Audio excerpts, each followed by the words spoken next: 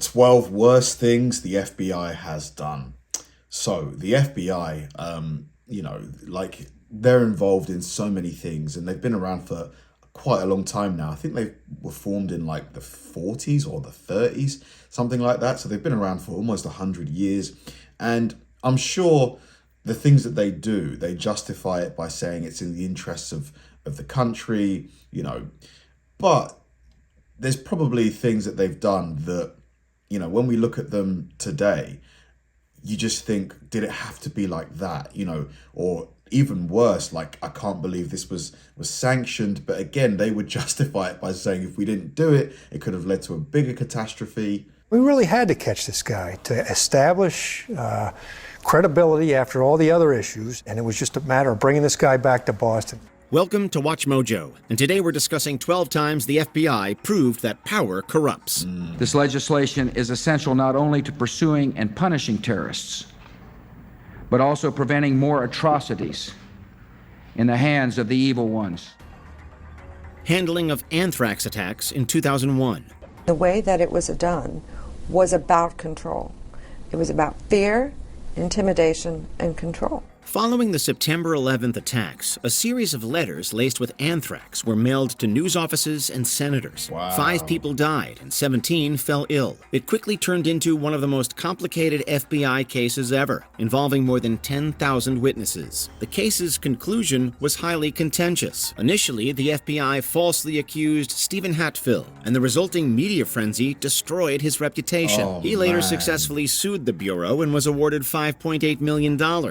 That case was settled when the FBI agreed to pay him almost $6 million.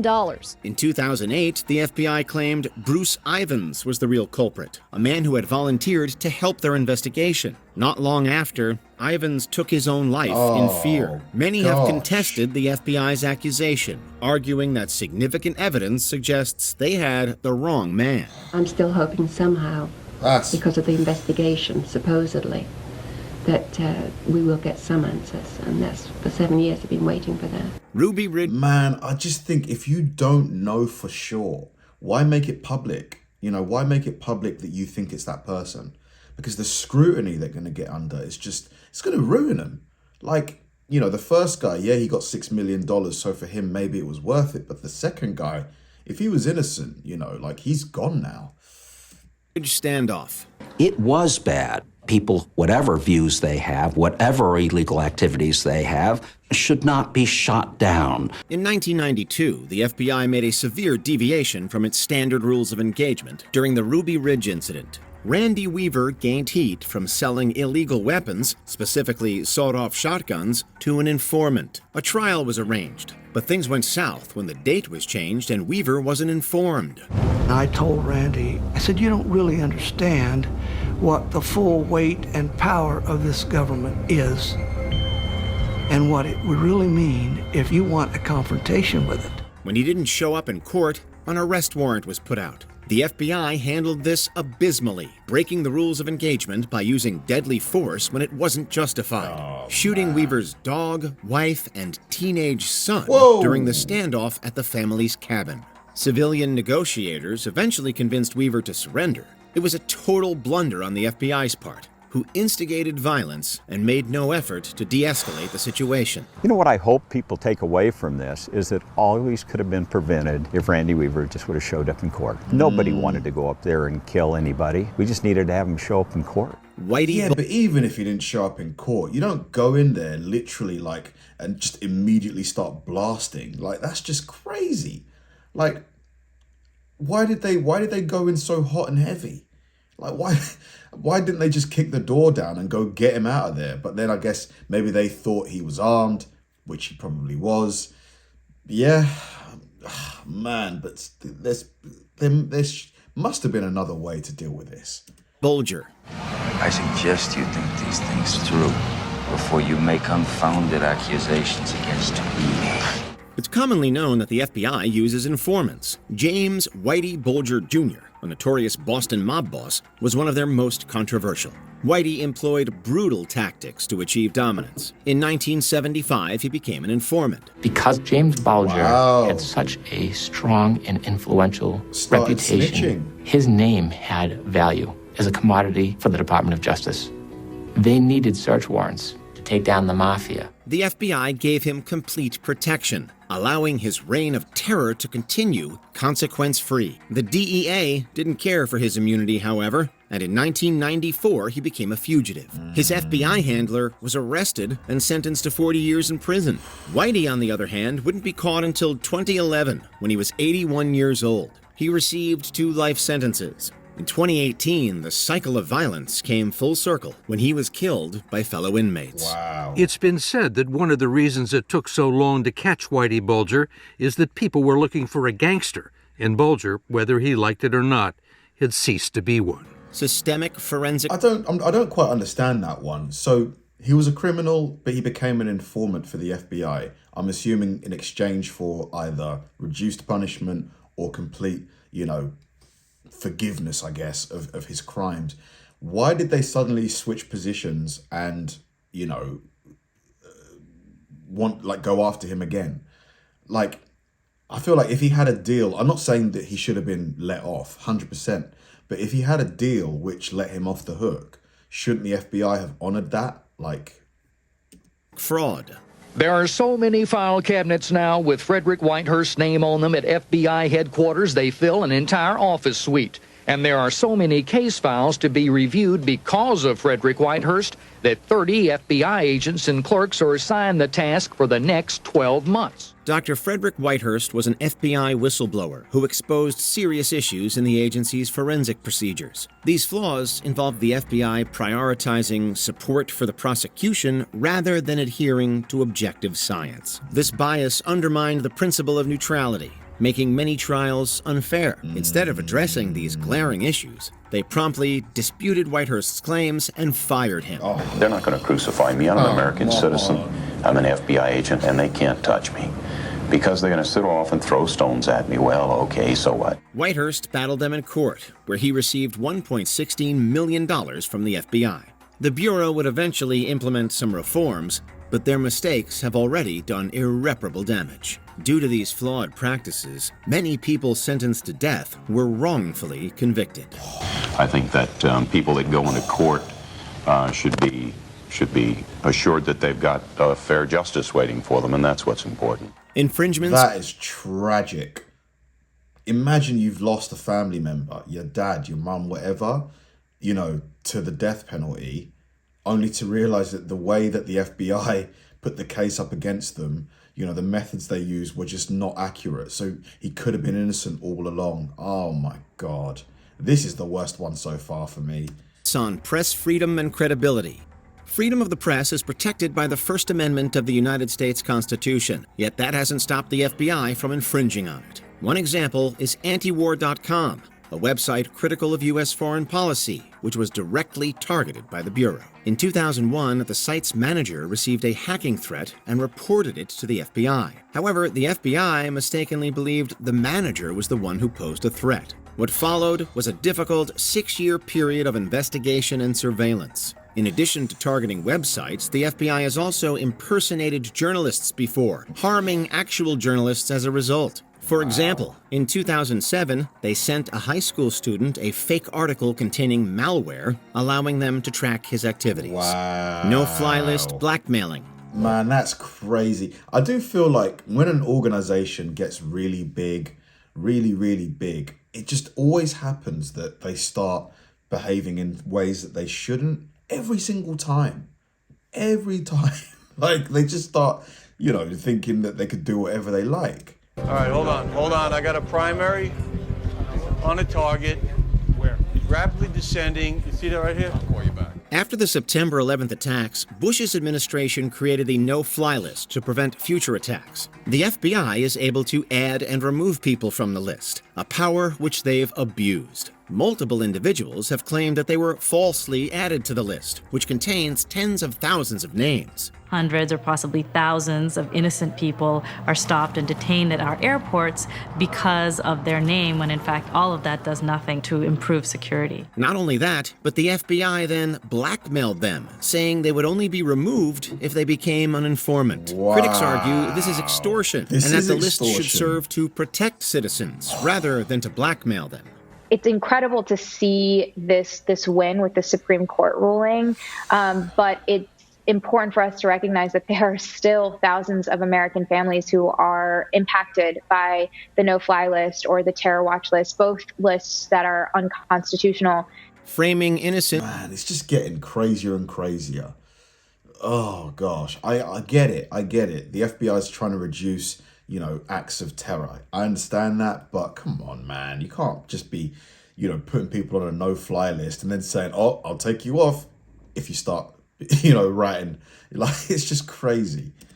For murder. At first it used to reach me, the informant at Canary Bay. It doesn't reach me anymore because I have a purpose in life. Joseph Barboza, also known as the Animal, was a mobster who caught the FBI's attention. The mob hitman became an FBI informant in 1967 and helped frame 4 men for the murder of Edward Deegan. Barboza himself was involved in the murder, but he was too valuable to the Bureau to send him to jail. The FBI even suppressed evidence that could have proven the 4 men's innocence. They received life sentences and were only cleared in 2001. By then, the damage was irreversible. 2 had died in prison, and the others had lost decades of their lives. There was, in fact, a conspiracy at the top of the United States government to keep Joe Salvati in jail in order to protect informant murderers and liars and so forth. Patriot Act abuse. I mean, what do you even say about that, man? Keeping people in jail, when they shouldn't be. Imagine that was you. That you shouldn't be there. Oh, man. Before anyone had a chance to understand what went wrong, he proposed fixes that went far beyond fighting terrorism. After 9/11, the Bush administration introduced the Patriot Act, aiming to tighten U.S. national security by preventing and responding to terrorism. While this is a noble goal, the FBI has massively abused the act. It allows them to conduct broader surveillance, which they've used to collect information on countless American citizens. In theory, this requires court approval, but the Bureau frequently bypasses this in practice.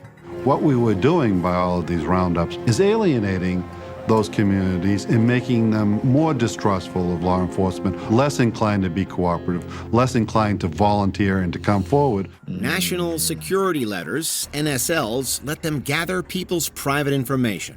The FBI insists these are vital tools. However, out of the 143,071 NSL requests, only 154 criminals were tried, a roughly 0.1% success rate, raising questions about how vital they truly are.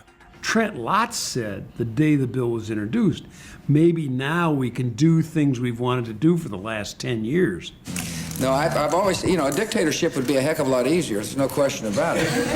Threatening letter. I can't believe he actually said that. Look, I get it, man.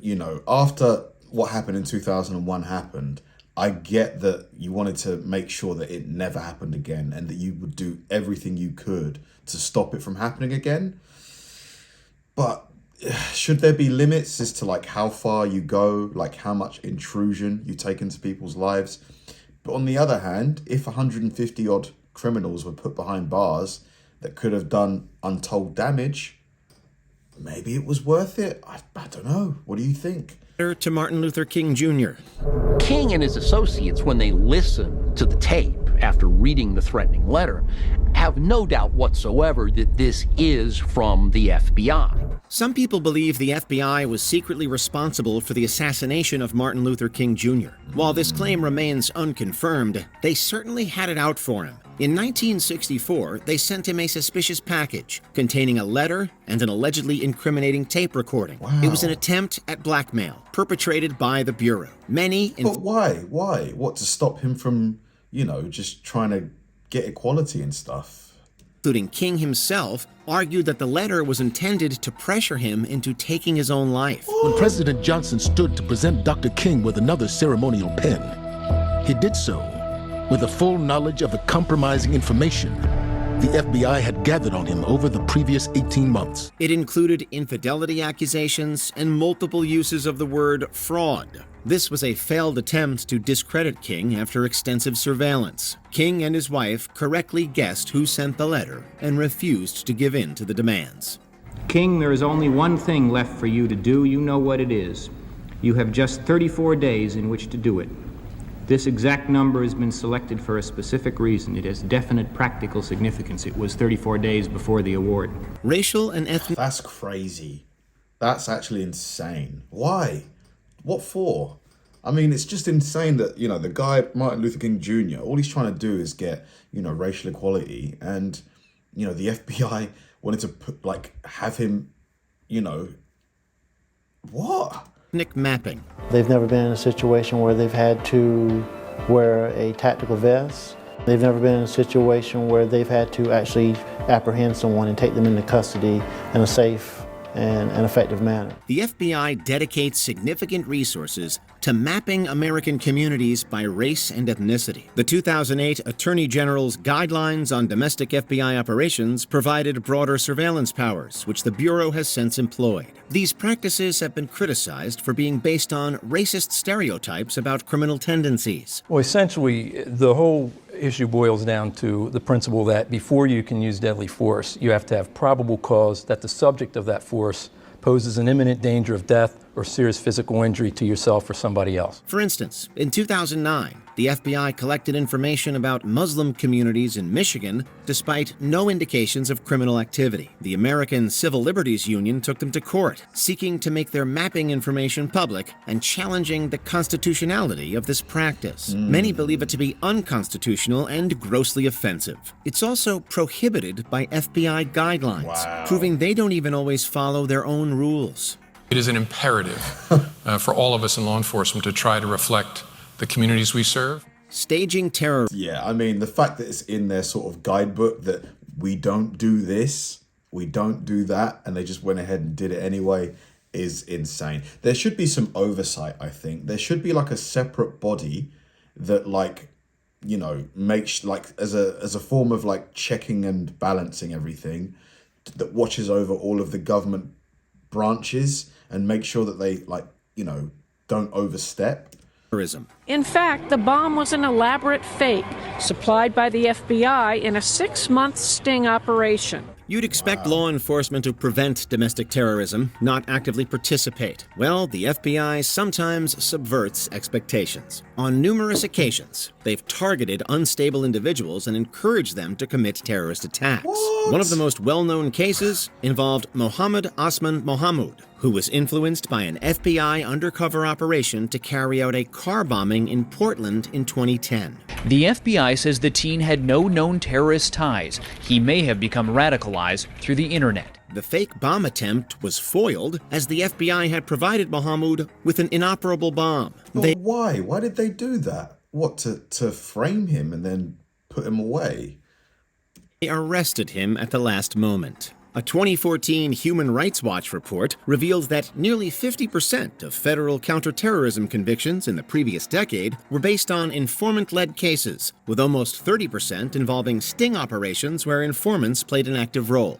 Well, according to FBI officials, they gave him several other options along the way. They had been in contact with him since June of 2010, and they met in person. They emailed, they had emails with him. Before we continue, be sure to subscribe to I don't get why they did that. Was it literally just to frame him and have him, because they suspected that he would do it eventually, they wanted to speed up the timeline? That's all I can think of. And if that's the case, that is just weird, isn't it? Make sure you go into settings and switch on your notifications. COINTELPRO. The blunt fact is that for millions of decent and loyal Americans, the Federal Bureau of Investigation has become the Federal Bureau of Intimidation. What do you do when someone's beliefs are different from yours? Will you keep cool and agree to disagree, or blow a gasket? Well, the FBI likes to go one step further, as shown by COINTELPRO. This involved mass surveillance, infiltration, and disruption of organizations it considered subversive. Like, there's definitely a running theme here in this video. The mass surveillance thing is a big one. They love doing that. Targets of this scheme included feminists, civil rights activists, and communists, among others. It began in 1956 and finally ended in 1971. But not after doing irreparable damage to innocents. COINTELPRO had started back actually in 1956 with a program that J. Edgar Hoover had initiated involving the Communist Party. One notorious incident was the murders of 21-year-old Black Panther leader Fred Hampton and 22-year-old member Mark Clark in 1969. This was only the tip of the iceberg. COINTELPRO was responsible for countless atrocities and abuses of power.